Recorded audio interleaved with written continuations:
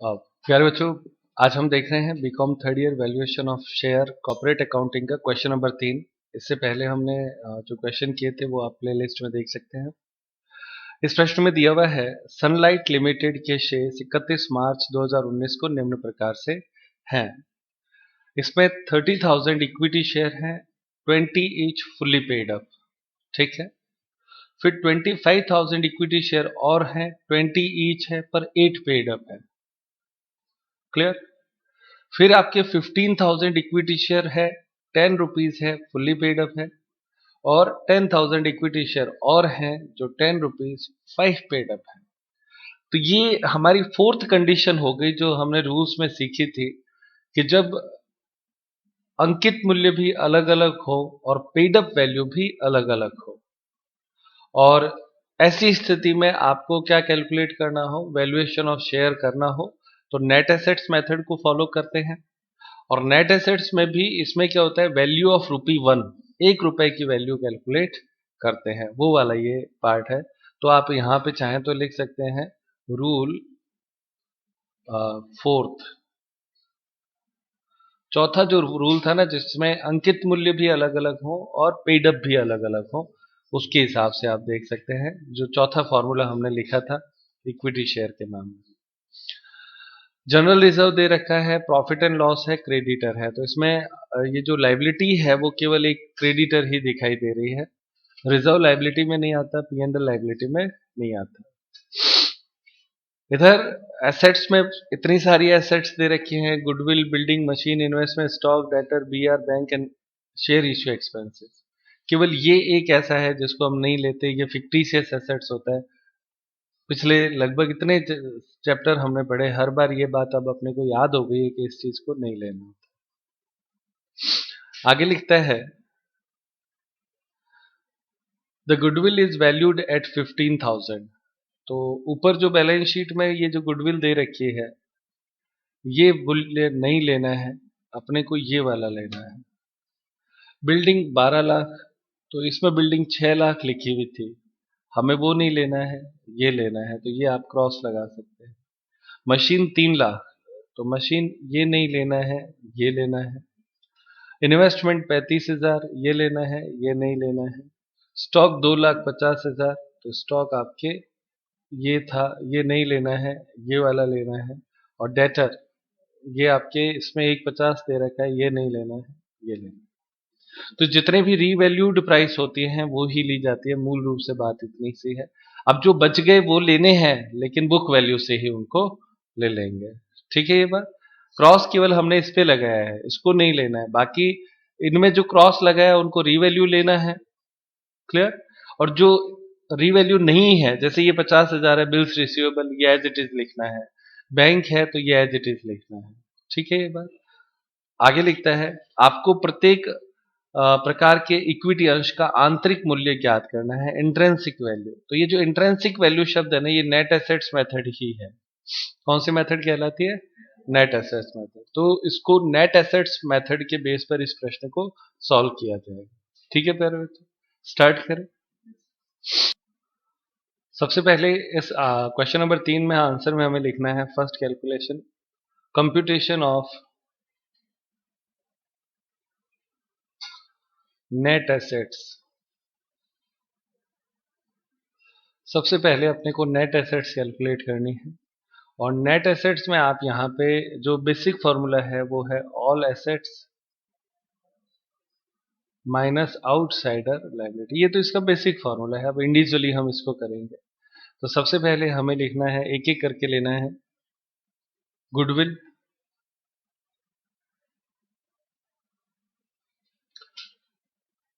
RV का मतलब revalued price लिख रहा हूं मैं, कितना?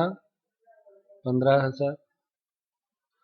फिर उसके बाद में बिल्डिंग,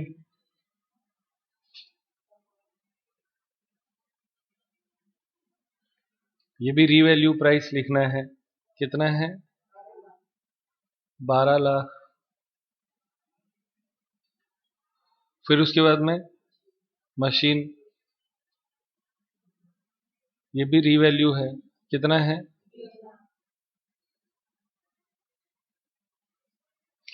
फिर उसके बाद में मशीन के बाद में इन्वेस्टमेंट,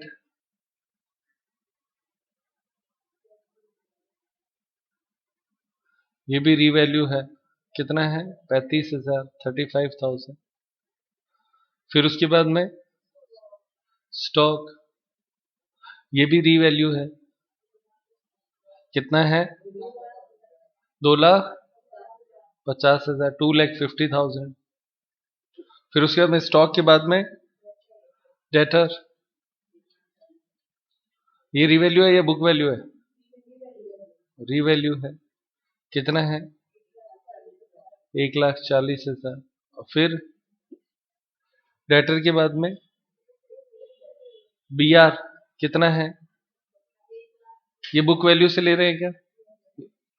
तो बुक वैल्यू कितनी है 50,000। फिर उसके बाद में बैंक, ये भी आपके बुक वैल्यू ही ले रहे हैं, कितना 1,20,000, 30,000, 1,30,000। ये सारी एसेट्स हमने रीवैल्यू प्राइस पे ले ली है। ये मैंने बुक वैल्यू और रीवैल्यू शब्द लिखा, आप चाहें तो एग्जाम में लिखे और चाहे तो ना लिखे, कोई फर्क नहीं पड़ता, मैं तो बस समझाने के लिए आपको लिख देता हूँ, ठीक है। अब उसके बाद में टोटल लगाओ कितनी होती है, कितना 21,20,000। ये आपकी क्या चीज हो गई, एसेट्स हो गया, टोटल एसेट्स लेस क्रेडिटर, क्योंकि लाइबिलिटीज के नाम पे केवल क्रेडिटर ही था, कितना दिया हुआ है 2 लाख, तो इसे आप घटा देंगे तो नेट एसेट्स NA आ जाएगा। नेट एसेट्स कितना आता है बच्चों 19,20,000। कोई दिक्कत नहीं, आसान है। नेट एसेट्स स्टेप 1 होता है। अब आपके यहां पे लिखेंगे वैल्यू पर शेयर। तो वैल्यू पर शेयर में जो फॉर्मूला है वो आपको अप्लाई करना है, net assets plus notional call, यानी जो पैसा बकाया है अभी तक मांगा नहीं गया है उसको नोशनल कॉल्स बोलते हैं, अपॉन आपको लिखना है शेयर कैपिटल, कैपिटल ब्रैकेट में रुपीज में। तो इससे आपके 1 रुपए की वैल्यू आ जाएगी, वैल्यू ऑफ ₹1, 1 रुपए की वैल्यू कैलकुलेट करनी है। तो सॉल्व करते हैं इसे। नेट एसेट्स है 19,20,000, 19,20,000 प्लस। अब प्लस में आपको क्या क्या चीजें जोड़नी है, तो बैलेंस शीट देखो बच्चों, बैलेंस शीट में देखो, ये जैसे 20 रुपए का शेयर था, 8 रुपए पेड है, तो इसके बाकी कितने हैं 12 रुपए, सही है ना। तो 12 रुपए इंटू 25,000 ये बाकी है, नोशनल कॉल हो गया। उसी तरह से 10 रुपए का ये शेयर था, 5 रुपए दिए थे तो 5 बाकी है, तो 5 इंटू 10,000 ये इसकी नोशनल कॉल्स हो गई, ठीक है ना। वो कॉल जो अभी तक नहीं की गई है, समझ में आती है बात, ये हमें उसमें जोड़ना है। चलो आगे बढ़ते हैं। तो सबसे पहले 25,000 है क्या, 25,000 इंटू कितना करना है 12, प्लस एक और है, कितना है 10,000 इंटू 5, ये नोशनल कॉल्स हो गए, समझ में आता है बच्चों। अब अपॉन इसमें डिवाइड करना है अपने को, कितने से डिवाइड करना है शेयर कैपिटल से। तो शेयर कैपिटल बच्चों पूरी लेनी है, पहले में कितने शेयर है 25,000 शेयर है या 30,000 है, फर्स्ट के 30,000 शेयर है, 20 रुपए वाले हैं, सही है, क्यों सही है ना। तो 30,000 इंटू 20 ये पहला शेयर हो गया, ठीक। दोनों की गुणा करते ही शेयर कैपिटल में बदल जाता है ना, 30,000 शेयर है, एक शेयर 20 का है, गुणा करने पर शेयर कैपिटल आती है। फिर प्लस दूसरे कितने शेयर हैं, तो वो 25,000 इंटू वो भी 20 से ही गुणा करनी है। अब आप कहोगे सर ये तो इसमें तो हमें 8 रुपए ही मिले हैं, 20 से क्यों कर रहे हो, क्योंकि हमने 12 रुपए यहां पे जोड़ दिए, तो अब हम यहाँ पे 20 लिख सकते हैं। तीसरी कितनी कैपिटल है? 15,000 शेयर हैं कितने रुपए के? 10 रुपए के। और चौथी कितनी है? 10,000 शेयर हैं 10 रुपए के। चारों कैपिटल आ गई ना बच्चों। अब आप ऊपर वाली टोटल कर लो और नीचे वाले इसकी भी टोटल कर लो, कितना आता है। तो ऊपर ये देखो टोटल आती है 19,20,000 तो है ही है, प्लस इसकी गुणा करके अलग बता दो कितना आता है, 3,00,000। और इसकी गुणा करो कितनी आती है, 50,000। इन तीनों को जोड़ लेंगे, कोई दिक्कत नहीं है अभी, है ना। डिवाइड में इनकी गुणा करो कितना आता है, पहले की 6,00,000, दूसरे की 5,00,000, तीसरे की 1,50,000 और चौथे की 1,00,000। तो अब ये बराबर करने पर कितना आता है, नीचे इन तीनों को जोड़ लो, कितना आता है, 22,70,000 डिवाइड बाय 6 और 5 कितना होता है, 6 5 11 और ये हो गया 2.5 और कितना होता है, 13,50,000। सही है। भाग देने से 1 रुपए की वैल्यू आ जाएगी। ये आपके वैल्यू ऑफ ₹1 है, 1 रुपए की वैल्यू आएगी। भाग दो कितना आता है बच्चों, 1.68। आगे 1 और है, हाँ कोई दिक्कत नहीं, 1.68 लिख लो आप, तो कोई फर्क नहीं पड़ेगा। 1 रुपए की वैल्यू है ये, this is the value of ₹1। अब आप वैल्यू ऑफ शेयर निकालो। वैल्यू ऑफ शेयर ब्रैकेट में लिखो 20 पेड। 20 रुपए जिसपे अगर पे किया है तो उसकी वैल्यू कितनी होगी, तो 20 इंटू 1.68। भाई 1 रुपए की 1.68 है तो 20 रुपए की कितनी होगी, तो गुणा करने से आ जाएगी। कितनी आती है, 33.60। कोई दिक्कत प्यारे बच्चों, इसमें आंसर दिया हुआ होगा, ठीक है।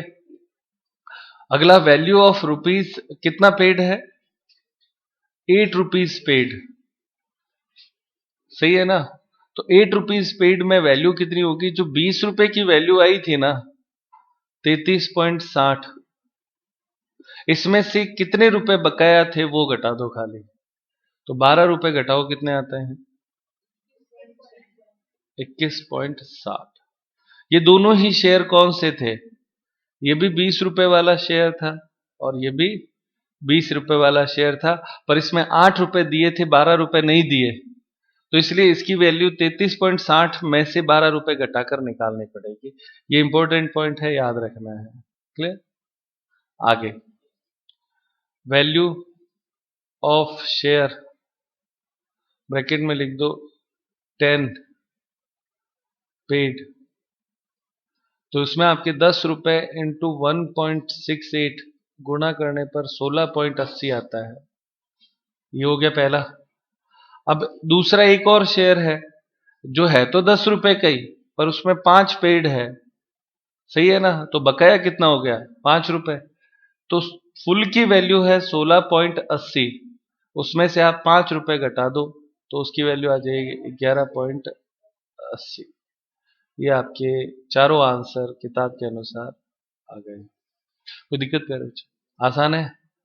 बस इसमें याद इतना ही रखना है कि 1 रुपए की गुणा जो करते हो ना, वो केवल 20 रुपए से करनी है, 10 रुपए से, यानी फुल्ली पेड अप से करनी है, ठीक है। और जो पार्टली पेड अप है उसमें फुल्ली पेड अप की जो वैल्यू आती है ना, उसमें से जितने रुपए नहीं दिए वो लेस करने हैं। क्लियर। क्वेश्चन नंबर 4 देखते हैं बच्चों। इसमें दिया है the following are the balances of the Moonlight limited as at 31 March 2019। इसमें आपके प्रेफरेंस शेयर भी हैं और इक्विटी शेयर भी हैं। तो हमने एक हेडिंग की थी जिसमें हमने कहा था कि जब बैलेंस शीट में इक्विटी शेयर और प्रेफरेंस शेयर दोनों हो तो हमें शेयर का वैल्यूएशन कैसे करना होता है, ये उससे रिलेटेड पार्ट हो गया। रिजर्व, P&L ये दोनों आपके इंटरनली होते हैं। डिबेंचर और क्रेडिटर ये आउटसाइडर लाइबिलिटीज होती हैं।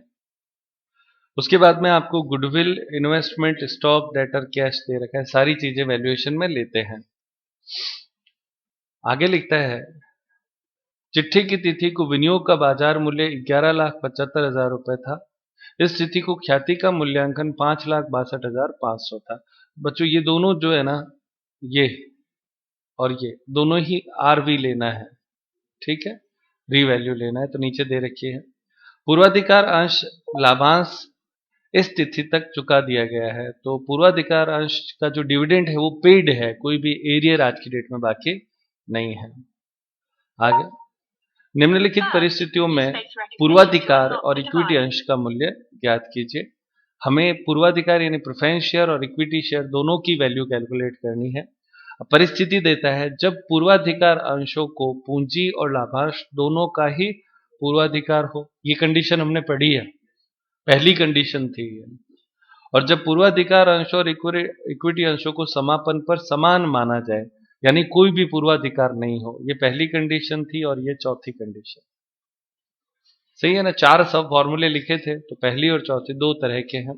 कैलकुलेट करते हैं प्यारे बच्चों। प्यारे बच्चों क्वेश्चन नंबर 4 का आंसर देखते हैं। इसमें सबसे पहले हमारा जो पहला काम होगा वो नेट एसेट्स कैलकुलेट करना होगा। तो लिखिए computation of net assets NA। तो नेट एसेट्स में आप सबसे पहले लिखें गुडविल, और RV यानी रीवैल्यूड प्राइस बोलो कितनी है? 5,62,500। फिर उसके बाद में इन्वेस्टमेंट, ये भी रीवैल्यू लेना है, 11,75,000, 11,75,000। फिर उसके बाद में स्टॉक, ये बुक वैल्यू लेना है, कितना है? 17,50,000, ये बुक वैल्यू है। फिर उसके बाद में डेटर, वो आपके है 10,50,000। और उसके बाद में लास्ट है कैश, कितना है बेटा? 37,500। टोटल लगाएं कितना होता है? 48,75,000 पूरा। ये आपके टीए हो गया, टोटल एसेट्स। माइनस करना है outsider liabilities, OSL, outsider liabilities. तो आउटसाइडर लाइबिलिटीज में एक तो डेटर डिबेंचर, तो डिबेंचर कितना है? 15 लाख। और दूसरा आपके क्या है डिबेंचर के बाद में? क्रेडिटर। तो क्रेडिटर कितना है बच्चों? 11,25,000। घटाने पर NA आ जाएगा net assets 22,50,000।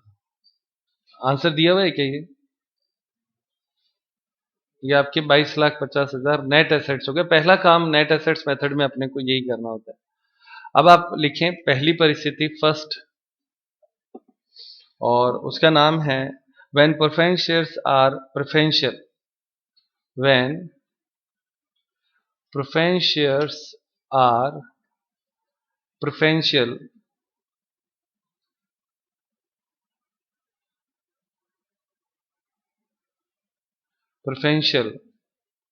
for capital and dividend both। जब पूर्वाधिकार यानी प्रेफरेंस शेयर को कैपिटल और डिविडेंड दोनों में ही पूर्वाधिकार हो तब, तो उसमें आपके लिखें value of equity share is equal to net assets minus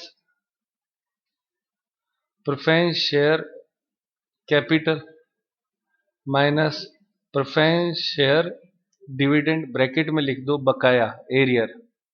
अगर बकाया हो तो घटाया जाता है, याद रखना, स्टार पॉइंट है ये। बकाया हो तो घटाया जाता है। तो बच्चों इस प्रश्न में कहा गया है कि प्रेफरेंस शेयर डिविडेंड का भुगतान कर दिया गया है।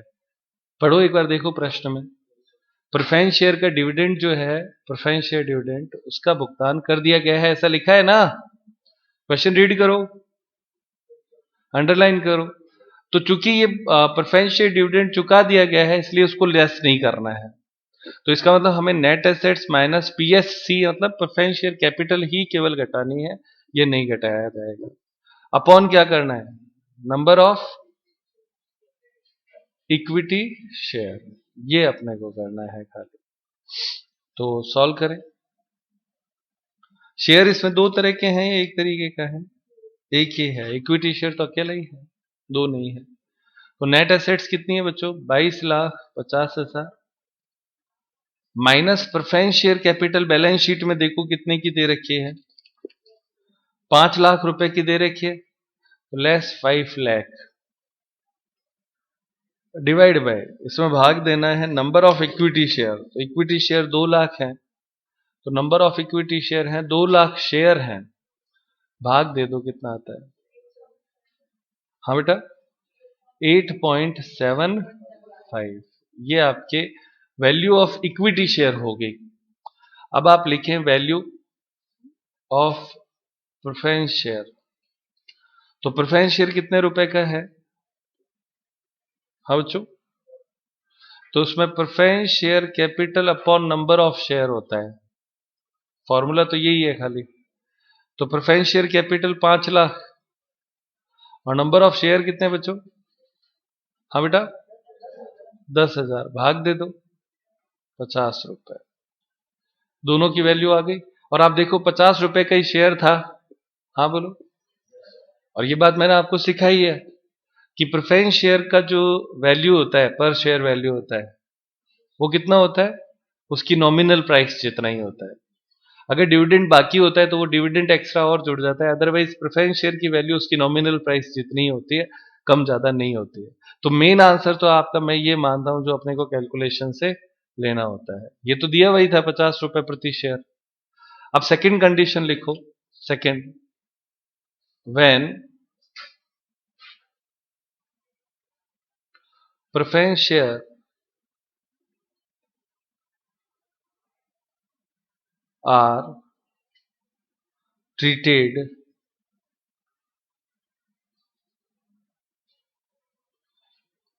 equal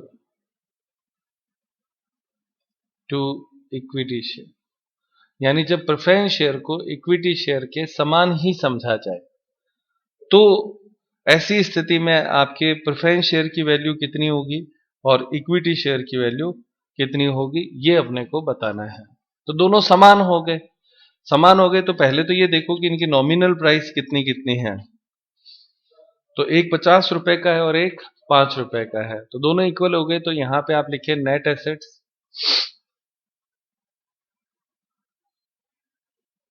ठीक है। नेट एसेट्स कितनी दे रखी है, हमने कैलकुलेट करी थी ना, 22,50,000। इसको दो हिस्सों में बांटेंगे, ठीक है। और दो हिस्से कौन से होंगे, प्रेफरेंस शेयर कैपिटल कितने की है, प्रेफरेंस शेयर कैपिटल और इक्विटी शेयर कैपिटल के हिस्से में। तो preference share capital balance sheet में देखो कितनी है बेटा, 5 लाख, तो इधर लिख दो 5 लाख। अनुपात ये कितनी है, 10 लाख। तो इस अनुपात में बांटे तो अनुपात क्या बनता है इसका, 1:2, ठीक है। दोनों समान हो गए ना, समान हो गए तो उसमें भी नेट एसेट्स को बांटेंगे अनुपात में, बांट दिया। तो अब आप लिखो वैल्यू ऑफ ईएस।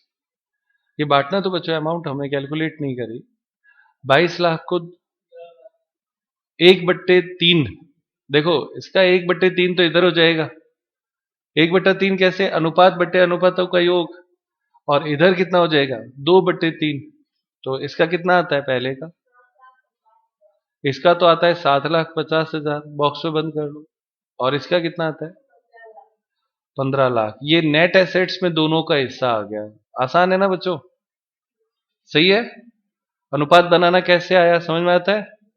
चूंकि दोनों समान समझे जाते हैं। प्रश्न में क्या था कि जब दोनों को ट्रीटेड इक्वल, दोनों एक जैसे समझो, तो एक जैसे समझोगे तो दोनों इक्विटी शेयर हो गए, और इक्विटी शेयर हो गए तो बस नेट एसेट्स के दो हिस्से करने पड़ेंगे, क्योंकि एक तो 5 रुपए का शेयर है और एक 50 रुपए का शेयर है, तो उसको कैपिटल के अनुपात में बांटना पड़ेगा। बांट दिया, अनुपात तक समझ में आया। अब इक्विटी शेयर की वैल्यू कैसे आएगी? तो net assets upon number of ES, equity share से भाग दे देते हैं। तो नेट एसेट्स इक्विटी शेयर की है 15 लाख और इसके शेयर कितने हैं? 2 लाख। तो भाग देने पर 7.5 रुपए, ये इसका आंसर आता है। दिया हुआ है क्या बच्चों? और वैल्यू ऑफ प्रेफरेंस शेयर कैसे आएगा? तो उसकी नेट एसेट्स लिखेंगे, net assets upon number of PS, सही है ना? तो नेट एसेट्स उसकी है कितनी? 7,50,000 और शेयर कितने उसके? 10,000। तो एक शेयर कितने का आ गया? 75 रुपए का आ गया। आंसर आगे सारे मैच करते हैं। बस इतना ही सवाल है। पहले बच्चों आज की क्लास यहीं पे समाप्त करते हैं।